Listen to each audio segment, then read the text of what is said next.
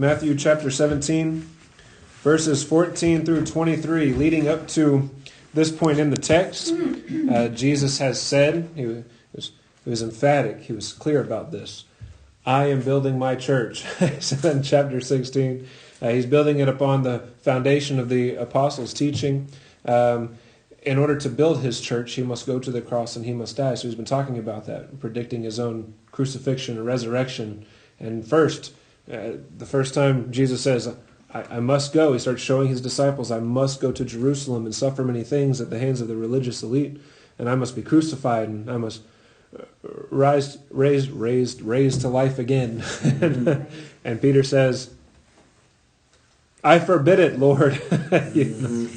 And we fast forward a little bit, we're at the Mount of Transfiguration, and Jesus is transfigured before the three, the inner circle. And Peter is there, and Peter says, it's good that we're here. Let me build a tabernacle, and the voice from heaven comes down, interrupts Peter, and says, this is my beloved Son in whom I am well pleased. You listen to him. Like, no, you don't tell Jesus what's best, but you listen to him. And then we get to this passage of Scripture.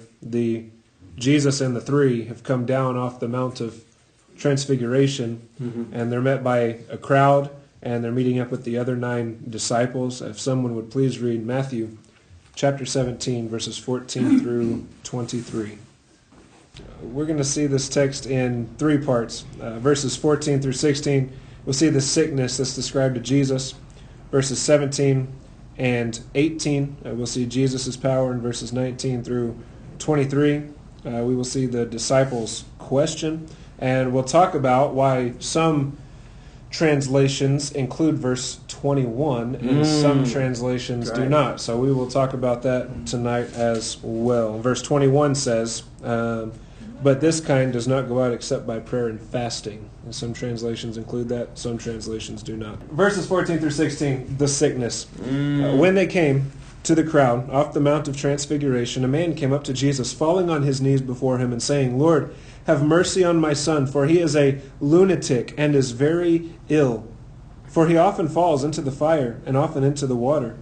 And I brought him to your disciples, and they could not cure him. So we know that this is demonic in nature because Jesus casts out a demon, later in the passage. This man does not use the term demon or possession at all to describe his son's ailment. And he comes to Jesus, he's describing it as a sickness. And the word there does translate to lunatic. It is the word, can anybody pronounce that? Do you know what letters those are? That's Nadia Comaneci. That's what it says. This is selenizomai. Sure. Yeah. You need a towel? They have a pill for that? So selenizomai literally translates to moonstruck. Luna, moon, tick, lunatic. That's what they have. So that's epilepsy and it's moonstruck. Yeah, moonstruck. So why would your translation then use the word epilepsy? And can we say that this is something akin to epilepsy? Epilepsy is not a new thing. It's not new in our day. Now we have drugs that can deal with the seizures, right? Yes. That can help control seizures. Yes. We have drugs. They didn't have drugs here. But yeah, look at the symptoms that are being described here. First of all, moonstruck, lunatic. The moon emits light. If someone is moonstruck and has seizures as a result, that's a form of epilepsy. It's light causing that. And then also fire, which is a form of light, can cause epileptic seizures. And then water, like when you look at water, what reflects off water? That would be light, right? So we think of epilepsy like in modern terms, where we're thinking about the headlights of cars, televisions, street lights, mobile devices, mobile phones, any sort of lighting in the house or lasers or the little things on microwaves, the numbers on microwaves and strobe lights, and like those kind of lights. While it would be more difficult to live in our age with epilepsy, it would have still been difficult in this time. All the commentators I looked at, there is no doubt that what is in view here is really a form of epilepsy. So if your translation translates this as epilepsy, That's because that's what it is. There's no question when you look at the commentators. There's no question when you look at the context here and the word that's translated as lunatic. There's no question that epilepsy is what is in view in this text. It said, Lord, have mercy on my son, for he is a lunatic and he is very ill. He sees this as a sickness. For he often falls into the fire and into the water. I brought him to your disciples, and they could not cure him. Why could? And this is the 9, right? This isn't the 3 with Jesus. They were with Jesus on the Mount of Transfiguration. They all come back down. Why do you think they couldn't cure the boy? Remember back in chapter 10. This is chapter 10, verse 1. That was 6 months ago, so. It's a long time ago. But it's not that far back in the gospel. It just takes it's notoriously slow at getting through things. Chapter 10, verse 1, Jesus, to all his disciples, gave them authority over every sickness and to cast out demons. And he gave them authority and he said, go do that. Why are they not able to do it here? Why is it that a lack of faith would cause them to not be able to exercise the authority that Christ gave them back in chapter 10? Let me beg this question so it can be marinating until we get to that point. First, what is faith? Right? We have to talk about just what faith is. I think there's a basic misunderstanding about what faith is in the Christian church, because we equate faith to belief. And those are two different. They're related, two different things. We equate faith to trust, and those are related, but they're two different things, biblically speaking, right? So just be thinking about that. We'll talk about that when we get to these verses about faith. We'll talk about what faith is and what it means that we lack faith or have faith. We'll actually talk about that. And of course, there's a call for the disciples here to have faith, just a little bit, just have a little bit of faith, right? Jesus answered and said, you unbelieving and perverted generation, how long shall I be with you? How long shall I put up with you? Bring him here to me. Why does this interaction merit this sort of response from Jesus? This man is he not coming to Jesus and asking for Jesus to heal his son? Is he not doing that? Right. Nowhere before this in Matthew's gospel do we see the disciples successfully actually casting out a demon. We don't see that anywhere. Now, they probably were successful, but we have to say probably, right? Because we don't actually know according to this gospel account. Yeah, but I think it's a good direction to go. Am I relying on God, or am I relying on myself? But again, that's part of the conversation when we get to what it means to have faith, and we're still not there. Jesus answered and said, you unbelieving and perverted generation, how long shall I be with you? How long should I put up with you? Bring him here to me. And Jesus has made other statements like this. Previous to this in Matthew's gospel, I put a list up here. Chapter 11, verse 16, chapter 12, verses 39, 41, and 42, 45, and then in chapter 16, verse 4, Jesus has made statements like this. This is one of the themes we see in Matthew's gospel. And Jesus is doing this very intentionally, right? And Matthew is recording this very intentionally. Oh, wicked generation, right? Worthless generation. Unbelieving generation. Jesus would make statements like this throughout his ministry. Here, it does seem to be like his disciples that they just keep mucking things up now, right? Like Jesus has been teaching these things. The disciples should be getting this by now, here and here. They should be getting this by now. And so this seems to be not in direct response to the man who seems to be coming to Jesus in faith, that Jesus can do this to cure this uncurable disease, epilepsy, right? He seems to be coming to Jesus in faith. So I don't think it's in response to him. If it is, there's nothing in the text indicating that, right? But in response to his disciples, first Peter saying, I forbid it, Lord. And then Peter saying, it's good that we're here, Lord, on the Mount of Transfiguration. And now the 9 who didn't go to the Mount of Transfiguration, they're unable to do the very thing that Christ gave them authority to do. This seems to be in response to what's going on with his disciples, but he says this about a generation of people. You unbelieving, perverted generation. And this language, would it surprise you to know that this language is present in the Old Testament? Would that surprise you at all? No, God said stuff like that all the time to Israel, right?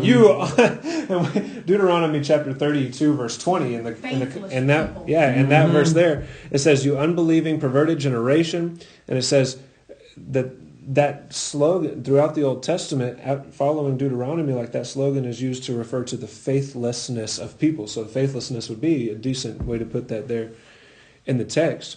And this is where we really start to have to grapple with, okay, what is faith? Because the disciples, they follow Jesus. They believe Jesus. They believe Jesus, right? What in the world is this thing called faith? Now Jesus, he rebuked him. Jesus rebuked him. I imagine not the boy himself, but the demon in the boy. And this is where we learn that this is demon possession according to Matthew's gospel. Jesus rebuked him, and the demon came out of him, and the boy was cured at once.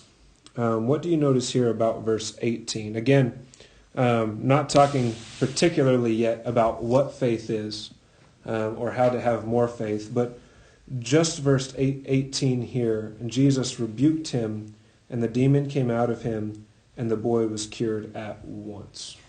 Jesus is the one with all authority, right? No matter how you think about the world, like you say the words, Christ is Lord, that's a statement about his authority. He has all authority. He is the one who created the world. He is the one who sustains the world by the power of his word. He is the one who invented every possibility, including that of sickness. He can take care of sickness. He's the one who created angels who fell and became demons. He can take care of demon problems. He is the one who has authority over everything. Now there's something we see here, and Matthew does this on purpose. This is Matthew's gospel is the gospel that exalts Jesus Christ as sovereign king, right? Because it's a very Jewish gospel. It's a gospel to Jews for the purpose of proving Jesus is the Jewish Messiah. Jesus is the one who has authority. Why we see the disciples falling over and over again in Matthew's gospel is because Matthew, he wants his audience, Jews, skeptical Jews, to know the authority is in Jesus, right? So Matthew's purpose there differs from Mark's purpose, and that's why some of these details are different. Mark's gospel was written before Matthew's gospel. Matthew probably was able to look at Mark's gospel and use it as a source, and he omitted details that he did because his purpose was not the same as Mark's purpose. He's writing to a Jewish audience in favor of Jesus as the Messiah, trying to prove that Jesus is the Messiah. And I think he does more than try. I think he accomplishes this through the gospel account. But here he's saying, look, the disciples, Jesus gave them authority, chapter 10, right? Jesus gave them authority over sickness and evil spirits. And still they're not able to exercise that authority. But Christ, he never fails. He's always able to exercise that authority. Right. He's the one with that authority. So we see here comparison between Jesus and his disciples. The divine Jesus and human disciples, the ones who would be apostles. And Jesus is being shown here to be the one with authority. I don't know if the disciples were trying to cure epilepsy or if they recognized it as a demon. We don't have that detail here. But Jesus, he looks deeper. He sees, okay, this is demonic. And he expels the demon and the epilepsy is cured, which is very interesting to me. Let me throw this question at you. How many incurable diseases do we have today? Oh gosh, And we don't even think about the possibility of demonic possession. Now, this isn't to say that all cases of those sicknesses is demon possession. There are some people who believe that, but it's a possibility that some of them are. We do often give Satan too much. The devil made me do it. Or look what the devil is making. I can't believe the devil is tempting me. No, our desires are good enough at doing that. We don't have to give Satan credit. Thank you. But when it comes to like demonic possession in the world, There are many sicknesses, I think, that are better explained by demonic possession than by just the mere symptoms, which we call the Yeah, sickness. that makes sense. But there are also many sicknesses that are not, right? And it's pretty much case by case is the way we want to look at it. And we're not always able to distinguish that, but Jesus is. So we looked up here, unbelieving and perverted generation. I'm going to have to backtrack a little bit because I forgot to bring this up. And this is a really important part of application. So before we get to talking about what faith is... Oh, wow. we'll backtrack a little bit here. So this unbelieving, perverted generation, of course, Jesus is getting at unfaithfulness there. Who is unfaithful? We talked about that. Jesus is kind of talking about the disciples particularly, but also the rest of the generation. But the disciples are pretty much in view here. Why would Jesus speak with such harshness here? Jesus never speaks to us with any kind of harshness, does he? When Jesus speaks to us with harshness, how many of you have experienced like Jesus speaking to you kind of harshly? Yeah. Because I have. Peter has confessed that Jesus is the Christ, which is good. That needs to be a realization all the disciples made. Right. But then Jesus tells Peter, I'm going to build my church upon this foundation, referring to Peter. Now, this is an important position. And when we think about the apostles, they are the foundations of the church. The 12 foundations. Look at the book of Revelation. Their names, it's the 12 foundations of the church, of Christ's bride, New Jerusalem. Jesus is building his church upon the testimony of these men. And then Jesus starts talking about, okay, I must go to Jerusalem, and I must suffer many things, and I must die, and I must be raised again. And it won't be long until you see me coming in my kingdom. It's going to happen while you're still alive. It's not going to be long. This is going to happen by the end of Matthew's gospel, right? And it's not long now. We're less than a year out from that, probably, when we get to this story here. Now, as Matthew gets later in his gospel, it's like he's zooming in on the timeline. And then he spends, what is it, like 7 chapters on just 1 week when we get there. And that's Holy Week, right? Leading up to the crucifixion and resurrection and ascension of Jesus Christ. So Matthew is zooming in. The later we get in Matthew's gospel, he's zooming in. We're getting closer and closer to Jesus' death and burial and resurrection. And these men are the ones to go and teach what he has taught. These men are the ones to go and teach the Christian faith to the whole world. These men are his missionaries, Jesus' apostles. And there Peter is saying, no, God, I forbid it. And at the transfiguration, it's good we're here. Let us build you these things, still trying to advise Jesus on what to do instead of following him. And then the 9, they're unable to exercise the authority that Christ has given them. And it's not long now until this is handed to them as their ministry. Not long at all. Not long at all. And they're still not able to do it. They're not prepared, right? They haven't learned what's going on and their important role. I think that this harshness comes as a result of that. I need to speak to you with harshness because you're not getting it otherwise. And I need you need to get this, right? In Acts chapter 9, we see that the same thing happens with Paul, the Apostle Paul. God knocks him on his rear end. Jesus Christ knocks him on his rear end. And he goes blind. And when God is talking with Ananias, the prophet who's going to go speak to Paul and remove the scales from his eyes, God says, I have a great place. This is Andrew Cannon paraphrase. I have a high calling for Saul. I want you to go and remove the scales from his eyes. I need to show him how much he must suffer for my name's sake. And that's the message. I'm going to show Paul how much he must suffer for my name's sake. When God calls any of us to anything, there is some serious preparation that we must go through. You hear the maxim, God doesn't call the qualified. He qualifies those he calls. Have you heard that? Mm-hmm. Yeah. Certainly true for the disciples here. He called them first, and now he's qualifying them. And he has to do it with some harshness because they're not getting it. Yeah. He did that with me. He's still doing that with me. Right? Calls you and then qualifies you. He doesn't... No, because nobody's qualified to do that, right? For the Apostle Paul, he had such a high calling that God said, I'll show him how much he must suffer for my name's sake. Like that was his position.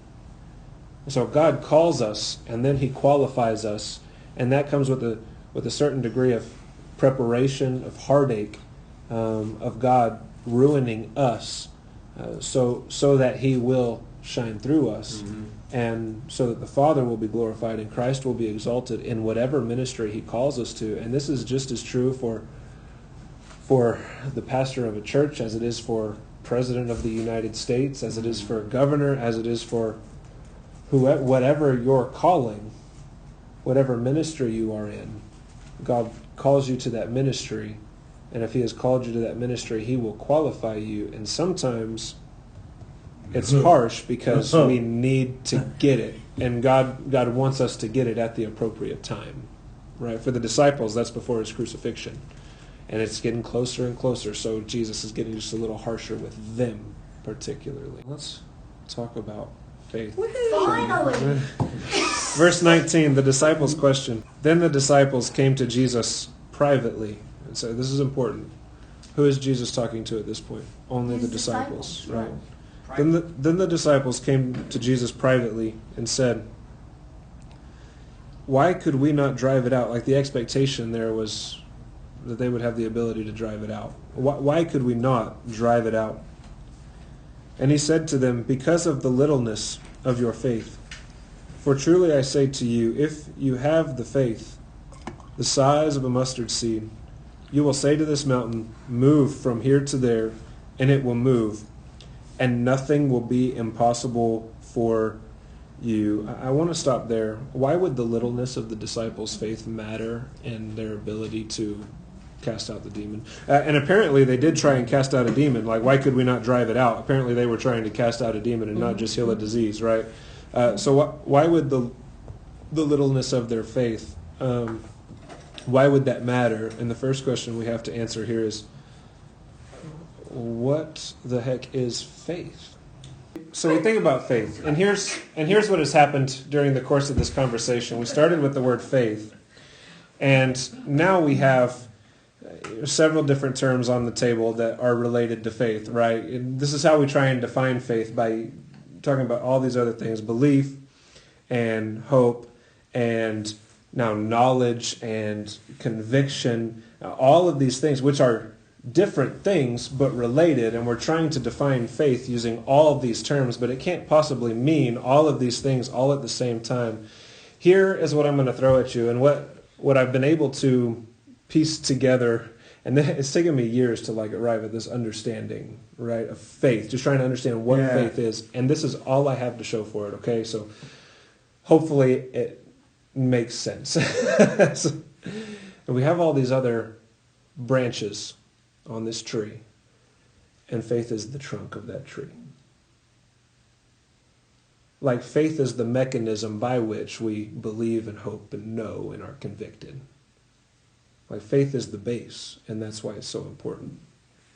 It's the mechanism by which, we read Ephesians chapter 2, and the apostle writes, we are saved by grace through faith, which means faith is something alien, right? It's something that we don't just have or muster up. It's something given to us, and through that faith we bear the fruit of Christ, of salvation. Faith then is this thing through which, because that's how Scripture describes it, this thing through which we bear fruit of belief and hope and conviction and conscience and all the fruits of the Spirit too, right? And self-control, and which we bear then the ability to show grace to others and to love and to care about, to care about the things that God cares about. It's like faith is this mechanism through which God is producing that in his people. Mhm. And even with just a little bit of faith, you're going to bear much fruit. Jesus said to them, because of the littleness of your faith. We talk about faith is this thing given to the person through which we bear fruit. It's the mechanism by which we bear the fruit. For the disciples, this fruit is going to be their apostleship, right?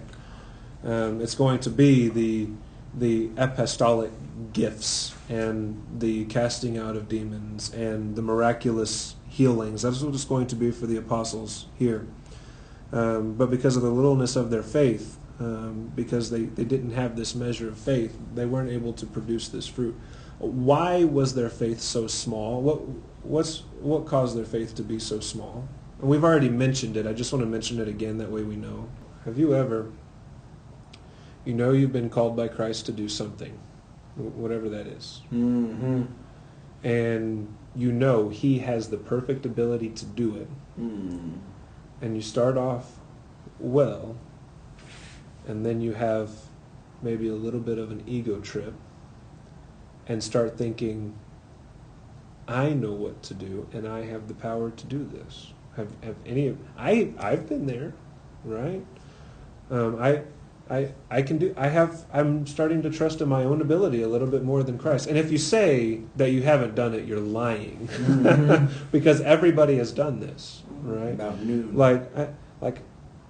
Yeah, Christ has called me to this. Christ has worked through me in the past. I know what it's like to follow in his mercy. But then after I've done this for a while, my resume looks good. I have some experience behind me. I know what I'm doing. I know how to plan. I know how to make this thing succeed. And you go through the motions and fail like the disciples did here. Right? And forget that it's been Jesus the whole time. He's the one with authority. And the only reason I could do anything is because he delegated some sort of authority to me. It's my ability instead of Christ's. And even if we're not thinking that up here, it's in the back of our minds. Even if it's unintentional, we start thinking, it's my ability and not Christ. I got this. I got this, God. Let me help you, God. Let me help you, God. Yeah. He said to them, because of the littleness of your faith, truly I say to you, if you have the faith, the size of a mustard seed, you will say to this mountain, move from here to there, and it will move, and nothing will be impossible for you. Now I'm going to comment on the rest of the verses, and we can stay late and talk after we pray, if you like. But let me comment on these so we can make it through this. Passage. Keep in mind, Jesus here is talking privately with the disciples.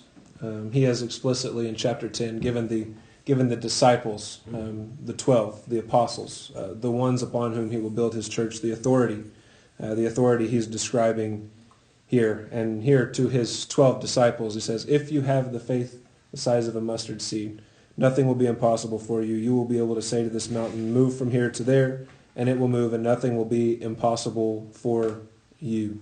I want to point out that this promise here, people will misappropriate this verse all the time, commit the sin of narcigesis, right? Reading myself into the text and say, oh, if I have enough faith, I can go out and tell the mountains in front of my house to move. And I have heard atheists, upon atheists, this is one of the criticisms they offer against Christianity or a form of Christianity, right? Oh, you have faith in Jesus. Well, your Bible says that if you have faith in Jesus, you can go out and move mountains. I'll tell you what, if you can move that mountain, I'll believe in Jesus. Nobody's able to do it. This is a promise for the apostles. Apostolic gifts are in view here. The authority that Jesus has handed to his apostles. Now, I'm not saying that other people don't have gifts of healing or whatever, right? I'm not saying that. I'm saying in the view of this text is particularly apostolic gifts. Now, I've heard preachers stand up, and because they misinterpret this text, they haven't looked at the context. Jesus is talking to the disciples whom he gave explicit authority in chapter 10, right? You will be able to do this, and he expects them to do this. This isn't necessarily for every believer, but because they read this in a way where they're reading self into the text, not looking at the context of the passage. They'll stand up in the pulpit and knowing up here that nobody can move a mountain, right? They know it up here. They'll explain this like Jesus is talking metaphorically, or Jesus is talking in hyperbole. And there's no indication of that in this text. Jesus is talking particularly to his disciples. Now, verse 21, but this kind does not go out except by prayer and fasting. That seems a little weird because in one area he's talking about if you just have faith the size of a mustard seed, that's all that's required. And disciples, nothing will be impossible for you. But you also have to pray and fast. That seems a little weird in the context of Matthew's gospel, How come you right? have 21 and we don't? Because of the difference in translations, right? Okay. And here's where I explain that, right? In Mark's Gospel, Mark chapter 9, verse 29, this is in there. It makes sense in the context of Mark's Gospel because Mark's doing something different than Matthew is doing, but Matthew is really highlighting the sovereignty of the Messiah, the sovereignty of Christ. Verse 21 is in some translations and not in others because at some point in biblical transmission, the transmission down the line, scribes would be writing manuscripts. And Mark's gospel says this, and Matthew's gospel doesn't have that, and a scribe is copying Matthew's gospel and includes verse 21 from Mark's gospel. And either from memory, unintentionally, or intentionally, this verse got added in somewhere down the line, and the reason it's in some translations and not in others is because it is not in the earliest and best manuscripts we have. That's an issue of textual criticism. And so in the translations that do have this verse, there are brackets around it indicating that, hey, this isn't in the earliest and best manuscripts. Others included in their footnotes. And I'll take more questions about that after we finish up and pray. While they were gathering together in Galilee, Jesus said to them, the Son of Man is going to be delivered into the hands of men, and they will kill him, and he will be raised on the third day. And their response is different now. The response isn't like Peter's before. I forbid this, Lord. No, instead, they were deeply grieved. They accept Jesus' news now. They are grieved by it, but they are submitted to it. Jesus has been preparing his disciples, sanctifying his disciples, and he does the same thing with us. The longer we live with him and in the faith that he has so graciously provided to us, the more we will also be sanctified and submit to his instructions, submit to following him, and the more we will deny ourselves.